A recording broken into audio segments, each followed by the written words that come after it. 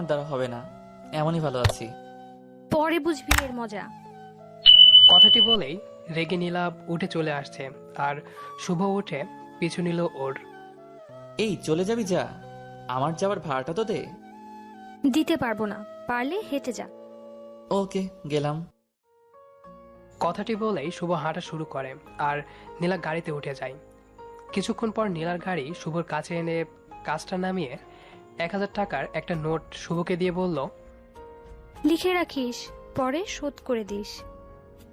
গাড়িটা চলে গেল, আর শুভ দাঁড়িয়ে মুচকি মুচকি হাসছে। এই 4টা বছরে শুভ এই দিয়ে 1,25,417 টাকা নিয়েছে। নোটটা না ভাঙিয়ে হাঁটতে হাঁটতে শুভ ম্যাচে চলে আসে। এবার এদের পরিচয়টা দেই। নীলান্দ্রি বড়লোক বাবার একমাত্র মেয়ে, তবে বড়লোক হলেও ওর মতো মেয়ে হয় না। রাগী হলেও মনটা খুব নরম।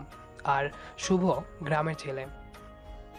পরিবার বলতে শুভ নিজেই, মা বাবা সবাই ওই দূরাকাশে থাকে। অনেক কষ্ট করে ভার্সিটি পর্যন্ত এসেছে। পরিচয় বলতে এতটুকুই। ভার্সিটিতে শুভ একদম বেখেয়ালিভাবে চলতো, উদাসীন। আর এই উদাসীন ছেলেটাকে দেখে নীলার ভীষণ রাগ হতো, যে ছেলেটা এমন কেন। তাই শুভর সাথে বন্ধুত্ব করে নীলা।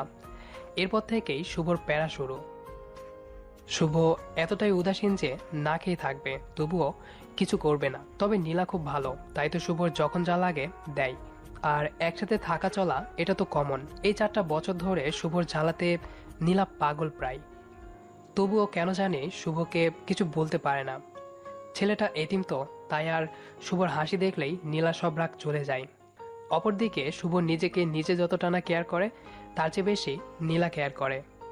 তাই তো নীলাকে খুব ভালোবেসে ফেলেছে শুভ। অনেক আগেই শুভ